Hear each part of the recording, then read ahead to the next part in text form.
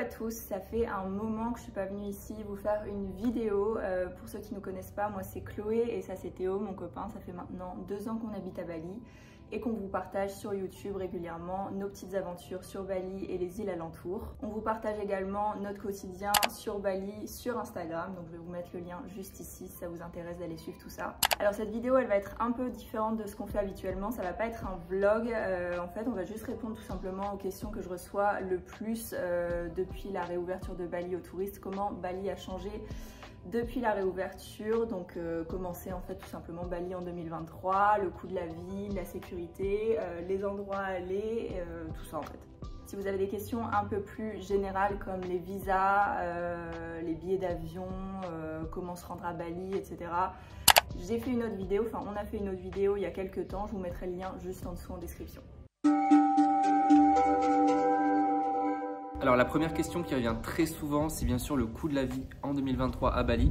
Est-ce que c'est toujours intéressant par rapport à d'autres pays, par rapport à d'autres destinations?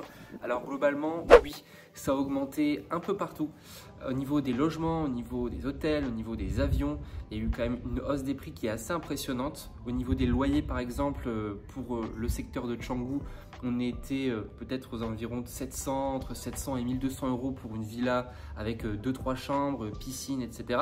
Et là, on est au moins aux alentours de 2000-2500 euros pour la même villa. Même au niveau des guest house, le prix des chambres a augmenté énormément. Donc que ce soit une chambre donc en guest house, comme j'ai dit, dans une auberge, ou bien en villa, il y a des villas qui se louent chambre par chambre. Maintenant, même pour une chambre en villa ou en guest house, on est limite au prix d'une villa entière qu'on avait il y a 1 ou 2 ans, donc c'est vrai que c'est assez impressionnant. Également au niveau des hôtels, les tarifs ont quasiment quadruplé dans certains endroits. On avait un hôtel qu'on aimait bien, même plusieurs hôtels qu'on aimait bien qui étaient aux alentours de 50 euros la nuit. Maintenant on est quasiment dans les 200-250 euros par nuit. Donc voilà, on n'y va plus trop dans ces hôtels parce que c'est plus intéressant. Après voilà, il y a d'autres hôtels où ça va être moins cher, mais bien sûr il y a une hausse quand même générale un peu partout. Au niveau des restaurants aussi, il y a eu de plus en plus de restaurants qui ont ouvert, des restaurants à destination des touristes, donc forcément les prix ont aussi augmenté à ce niveau-là, mais c'est un peu moins vrai pour certains endroits parce qu'on peut trouver des restos qui vont être accessibles beaucoup plus que voilà, dans des grosses structures, des gros restaurants, des grosses machines. Ensuite, il y a aussi au niveau de la nourriture. Moi, je trouve qu'il n'y a pas eu trop de hausse au niveau de la nourriture en supermarché. Non, pas tellement. Ça a toujours été, après nous on va dans un supermarché qui est plutôt pour les touristes, on va dire, enfin les expatriés, où on va avoir beaucoup de produits de chez nous. Et là, à ce niveau-là, voilà, ça a toujours été un peu cher et j'ai pas ressenti vraiment de hausse à ce niveau-là. Et même en rentrant en France, on a remarqué du coup que le prix de la vie a augmenté aussi en France, donc je fais un petit parallèle par rapport à ça. Avant, les courses qu'on faisait à Bali étaient toujours forcément plus chères que ce qu'on payait en France, et maintenant je dirais qu'on est à peu près pareil. Le prix d'un plein de courses est à peu près pareil que ce qu'on ferait en France, je pense. Ouais, mais globalement ça reste quand même une destination qui est intéressante. Les villas sont magnifiques, les restaurants sont magnifiques, les logements sont magnifiques. Donc voilà, c'est plus cher, mais c'est toujours intéressant. Ce que je dirais également, c'est que ce qui a surtout augmenté, comme tu disais, c'est les grands restaurants, les beaux hôtels. Tout ce qu'on voit un petit peu sur Instagram, j'ai l'impression, tout ce qui a un peu fait son buzz. Ça maintenant c'est un petit peu hors de prix par rapport à ce que ça pouvait être avant, mais si on s'excentre un peu des lieux un peu bondés de monde comme Canggu, Ubud, etc., on peut quand même trouver des hôtels magnifiques pour des prix très intéressants. Oui, parce que là on parle vraiment de la zone Canggu, Uluwatu, les zones on va dire les plus connues, Ubud, mais c'est vrai que quand on s'excentre on peut trouver des pépites pour pas cher du tout. Ouais. Les hôtels c'est vraiment ridicule dans certaines zones de Bali, et puis il y a encore énormément d'endroits traditionnels. Voilà, donc c'est vraiment les grosses villes qui ont augmenté. Concernant le prix des avions, on fait, j'ai envie de dire régulièrement, mais pas si régulièrement, au moins 2 fois par an, des retours vers la France. Donc on a vu un peu l'évolution des prix des avions Paris, Bali. Et c'est vrai que ça aussi, c'est assez impressionnant de voir l'évolution des prix d'avion. Après, ça dépend forcément de la période à laquelle vous venez. Si vous venez en période de haute saison, donc juillet, août, ça c'est abusé. Déjà là, on est en septembre, j'ai regardé les prix d'avion pour août, on est déjà, il n'y a rien en dessous de 1300, 1400 euros aller-retour. avec une escale. En tout cas, globalement, tout a augmenté pour venir à Bali. J'ai l'impression que cette année, c'était un petit peu la destination phare des Français et en général, je pense. Donc c'est pour ça que tout a augmenté. C'est aussi l'un des derniers pays à avoir réouvert après le Covid. Donc c'est pour ça que tout le monde attendait avec impatience de venir à Bali et tout le monde est venu en même temps. Et je pense que ça explique beaucoup. Il y a également un autre facteur qui fait que le prix de la vie a augmenté à Bali, c'est la guerre en Ukraine. Il y a énormément de Russes qui se sont installés, expatriés ici à Bali dû à cette guerre et qui ont fait un peu grimper le prix de l'immobilier et le prix de la vie ici à Bali parce qu'ils sont vraiment venus en masse. Donc voilà les différents facteurs qui font que le prix de la vie a augmenté à Bali. On espère que d'ici 1 ou 2 ans, ça va commencer un peu à baisser, à revenir à un prix un peu normal. Alors une autre question aussi, c'était par rapport au tourisme de masse et aussi aux problèmes que ça peut engendrer à Bali. Alors oui, il y a de plus en plus de touristes, c'est assez impressionnant. En 2 ans, on a vu une augmentation, c'est vraiment incroyable. Ça se ressent surtout en fait sur le trafic routier. Donc sur les routes, c'est assez impressionnant aussi, surtout au niveau des grandes villes, les grands axes, c'est blindé. À Canggu, à Ubud, des fois, il faut vraiment slalomer en scooter. Donc c'est pour ça qu'on recommande vraiment d'être en scooter à Bali parce qu'en taxi, c'est très long. Vous avez toujours la possibilité de prendre un taxi scooter, c'est aussi ce qu'on vous recommande si vous êtes 1 ou 2 personnes. C'est beaucoup plus pratique que prendre un taxi voiture parce que vraiment, comme Théo disait, on peut rester bloqué pendant des heures sur les grands axes. C'est très ennuyant. Et donc sur les routes, c'est vraiment blindé. Mais après, quand on arrive justement dans des restaurants, dans des endroits, c'est un peu la magie de Bali, c'est que d'un coup, on se ressent... on se sent zen parce qu'on arrive dans un endroit magnifique qui est jamais vraiment blindé. Après, ça dépend des restaurants. Il y a des restaurants qui sont hyper connus, qui sont hyper tendance. Là, il y a du monde, il y a de la fête, il y a du bruit. Mais voilà, c'est un peu ça que j'aime bien à Bali, c'est que ça a beau être blindé sur la route, puis tu vas te garer au parking, et puis tu vas rentrer dans un endroit magnifique où tu vas être au calme, tu vas être tranquille, et des fois, tu vas même pas entendre la route. Et puis aussi, voilà, c'est vraiment les grandes villes, mais quand on s'excentre, la route est tranquille, les hôtels c'est tranquille, il y a beaucoup moins de touristes. Voilà, faut juste bien gérer les destinations, ne pas trop être dans les endroits où tout le monde s'agglutine. Et puis voilà.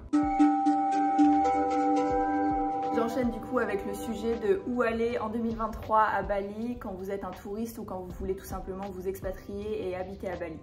Alors comme disait Théo, ce qui a vraiment été impacté avec le retour du tourisme, je dirais que c'est les villes comme Canggu, Seminyak, Kuta et Ubud. Uluwatu aussi, ça commence à être un petit peu compliqué d'y aller. Avant on mettait moins d'1 heure pour y aller en scooter de Canggu, maintenant on peut mettre jusqu'à 1h30, 2 heures. Donc si vous êtes un touriste et que vous voulez venir à Bali et éviter le monde et vraiment retrouver l'authenticité de Bali, on vous conseille certains endroits. Cette année on a eu l'occasion de découvrir Amed et Sidemen pour la première fois. On a fait un petit road trip là-bas au nord-est de Bali et c'était vraiment très sympa. Des routes vraiment magnifiques au milieu des rizières pour aller jusqu'à Sidemen et il y avait vraiment presque personne, même à Sidemen même, dans les hôtels, etc. C'était vraiment très cool, c'était vraiment magnifique en plus. Et on pouvait vraiment ressentir la vibe de Bali, l'ambiance balinaise, la culture balinaise, les paysages vraiment magnifiques. Donc on vous conseille vraiment Sidemen si vous voulez un peu une escapade nature. Également plein d'activités sympas à faire. Je sais qu'il y a un truc très cool, c'est de faire ses propres bijoux en argent à Sidemen, c'est très connu pour ça. Il y a également plein d'hôtels très beaux avec une vue incroyable sur le mont Agung parce que c'est dans ce coin là. Et ensuite vous continuez une petite heure et demie je pense jusqu'à Amed. Donc Amed c'est sur la côte, c'est très connu pour sa plongée sous-marine. T'as une vibe très chill, très plongeur en fait et on a vraiment adoré ce petit village. Sinon il y a aussi Jatiluwih qui va être plutôt dans le centre de Bali. Jatiluwih c'est des rizières aussi comme à Ubud mais beaucoup moins blindées. Donc c'est vraiment agréable aussi d'y aller. Nous on est parti de Canggu jusqu'à Jatiluwih, la route était vraiment incroyable. Je crois que c'est la plus belle route que j'ai faite de ma vie. On était vraiment dans les rizières, il y avait du soleil, il n'y avait personne, donc c'était un peu le paradis. Et Jatiluwih, voilà, c'est trop bien parce qu'on peut aussi se balader dans les rizières. Quelque chose qu'on ne peut pas faire beaucoup à Bali, se balader parce que c'est un peu complexe sur les routes, il faut être en scooter, sinon voilà, il n'y a pas de trottoir. À Jatiluwih, ça a fait justement du bien de pouvoir se balader, faire une petite marche, regarder les rizières et c'est vraiment un truc à faire. Il y a plusieurs randonnées possibles, donc c'est vraiment immense. Jatiluwih, c'est des rizières qui sont classées au patrimoine mondial de l'UNESCO et c'est vraiment très grand. Donc il y a plusieurs chemins qui sont prévus pour les randonneurs ou même les visiteurs qui veulent se promener un petit peu. Il y a des randonnées qui vont de 30 minutes à 3 heures. avec différents chemins à emprunter et c'est vraiment une petite escapade très sympa, on a adoré et ça fait vraiment concurrence à Tegallaland. Et en continuant aussi un peu au nord, il y a Lovina. Alors Lovina c'est déjà un peu connu des touristes mais ça reste quand même très calme. C'est connu forcément pour aller voir les dauphins, vous avez une chance quasi certaine d'aller voir les dauphins, nager avec eux, c'est une expérience vraiment formidable. La plage est très belle aussi, alors dans la ville il n'y a pas grand chose à faire. Mais quand on s'excentre un peu, il y a des très belles cascades comme Aling Aling qui étaient très sympas. Et puis pareil, la route pour y aller est très cool. Donc ça fait tout un petit road trip si vous prenez en compte aussi Sidemen et Hamed. Pour être tranquille à Bali, vivre l'expérience balinaise, faire de la belle route et être au calme. Et ensuite, forcément, un de nos endroits coup de cœur et qui reste un de nos endroits préférés ici à Bali, c'est Uluwatu. C'est une vibe très surfeur, il y a des plages magnifiques.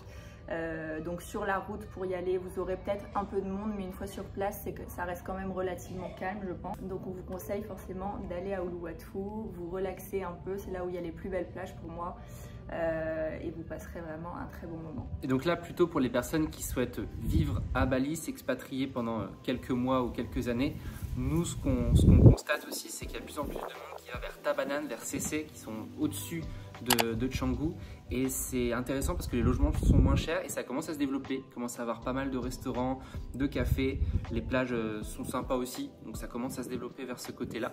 Donc ça, Tabanan Sese, c'est vraiment pour les personnes qui veulent rester à proximité de Canggu, à proximité de ce qui bouge, les beach clubs, les restaurants, tout ça, mais qui veulent pas être dans le centre de Canggu. Pour ce qui est des familles qui cherchent un coin un peu plus tranquille, il y a Sanur qui est connu pour une ambiance très familiale. On n'y est personnellement pas encore allé, mais on connaît des personnes et des familles qui habitent là-bas et qui adorent. C'est beaucoup plus calme, on peut se promener à pied, il y a des trottoirs, donc ça c'est inédit à Bali. Comme je disais, ça a une ambiance très conviviale, chaleureuse et familiale. Dans la continuité de ce qu'on disait, le développement de Bali, etc., on a beaucoup reçu la question de est-ce que Bali reste authentique et traditionnel? Pour moi, la réponse est oui. Après, forcément, ça dépend des endroits où vous allez. Si vous allez dans le centre de Canggu, à Berawa par exemple, vous allez beaucoup moins le ressentir, tout simplement parce qu'il n'y a pas énormément de locaux qui habitent là-bas. Si vous allez un peu plus au nord, nous par exemple on habite toujours à Canggu, mais on est plus au nord de Canggu. On est un peu excentré et du coup on habite dans un quartier de locaux, donc on a, je pense que je l'avais déjà dit, notre voisine qui fait son riz dans la rue, on a les balinés qui vont à leur cérémonie en habit traditionnel, enfin on adore vivre ça avec eux, mais du coup forcément ça dépend de où vous allez et où vous habitez si vous emménagez ici à Bali. Mais vraiment, il suffit de quitter les grandes villes pour retrouver directement le Bali traditionnel. En quelques kilomètres, on se retrouve dans les rizières, on se retrouve dans des villages. Et ça, c'est vraiment sympa. Le dernier point que je voulais aborder, c'est la sécurité. Est-ce qu'en 2023, avec le développement de Bali, l'arrivée en masse des touristes, est-ce que Bali c'est toujours safe en 2023? La réponse est pour moi oui. Je me sens toujours aussi en sécurité. Je me suis jamais sentie en insécurité le soir dans la rue, même seule, prendre un taxi, j'ai aucun problème à faire ça. C'est pas quelque chose que je ferais en France par exemple, et ici je me sens vraiment bien. La seule chose qui a changé, c'est forcément le tourisme de masse, et donc beaucoup plus de touristes, et c'est un peu eux qui ont les comportements un peu déplacés, c'est eux qui vont provoquer les bagarres dans les bars, dans les boîtes, c'est eux qui vont avoir des comportements un peu dangereux sur la route le soir, qui vont conduire un peu de façon irresponsable. Donc voilà, si vous voyez des fois des comportements un peu bizarres, des bagarres, etc., je pense que ce sera jamais de la part des balinés, enfin il y a très peu de chances. Que le problème vient un peu de nous, des touristes et des expatriés qui viennent s'installer dans une culture qui n'est pas la nôtre. Toujours important de respecter les locaux, de respecter leurs traditions, leur culture, leur religion. Je voulais le préciser parce que c'est vrai que c'est une religion très différente de la nôtre et ils sont très dans le respect, dans le karma, etc. C'est vrai que des fois, il y a des personnes qui peuvent avoir des comportements un peu irrespectueux. Mais en tout cas, ce qui n'a pas changé du tout, c'est vraiment la gentillesse des balinés. Ça, c'est vraiment incroyable et il faut le vivre pour le comprendre. S'il y a juste quelque chose que je peux dire pour faire attention, c'est de ne pas avoir votre téléphone au volant le soir quand vous rentrez des bars ou des boîtes. D'essayer de mettre au maximum votre sac dans le coffre du scooter si vous le pouvez, si vous avez la place, parce qu'il y a des vols à l'arraché, ça arrive. Et vaut mieux faire attention. Donc pour conclure, est-ce qu'en 2023 Bali c'est toujours le paradis? Nous, je pense que la réponse est claire, ça va faire 2 ans qu'on est là et on n'est pas prêt de partir, on adore Bali. on se sent très bien. C'est vrai qu'il y a des périodes de l'année où c'est plus difficile de circuler, c'est plus difficile d'y vivre entre guillemets, ça ce sera l'été quand les touristes arrivent en masse. Mais au-delà de ça, ça reste quand même un endroit magique et je pèse mes mots, on s'y sent vraiment super bien. Malgré l'augmentation des prix, ça change rien au kiff, au nombre d'activités, villes à découvrir. Donc oui, Bali c'est toujours le paradis. Et donc sinon, au-delà de Bali, il y a aussi des destinations des îles indonésiennes aux alentours qui commencent à être de plus en plus connues, qui sont vraiment aussi magnifiques. On a par exemple été à Lombok, qui est à quelques heures de bateau et à 45 minutes d'avion, qui est hyper authentique. C'est le Bali d'il y a 60 ans comme certains disent, et d'ailleurs on a fait un vlog sur ça à Lombok. Donc ça c'est vraiment une île à aller voir, surtout dans le sud vers Kuta. Ensuite il y a également un endroit qu'on adore en Indonésie, ça va faire 3 fois maintenant, ou même 4 fois qu'on va y aller, on y retourne là dans quelques semaines. C'est Flores. Si Flores ne vous dit rien, je vais vous parler un peu des Komodo, les dragons de Komodo. Donc c'est là qu'on va trouver les dragons du Komodo, l'archipel des Komodo qui est incroyable. C'est vraiment des paysages magnifiques, on a des plages de sable rose, des îles vraiment avec de l'eau turquoise. C'est connu pour ses croisières, donc si vous avez l'occasion d'en faire et que vous avez les moyens d'en faire parce que ça peut être plus ou moins cher, on vous le conseille, c'est vraiment un moment magnifique. Nous on a fait une croisière de 2 nuits, 3 jours sur les Komodo et c'était vraiment un très bon souvenir et des paysages incroyables encore une fois.